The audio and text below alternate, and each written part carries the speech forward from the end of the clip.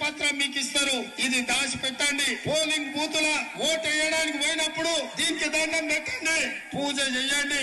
దేవుడా మా కష్టాలు తీరాలి, ఇందిరమ్మ రాజ్యంలో ఈ 6 గ్యారెంటీలు అమలు కావాలి అని మనం దేవుడిని మొక్కుని దీనికి పూజ చేసి డిసెంబర్ 9, 2023 ఉదయం 10:30 గంటలకు ఇందిరమ్మ రాజ్యం 6 గ్యారెంటీల మీద తొలి సంతకం పెడుతుంది.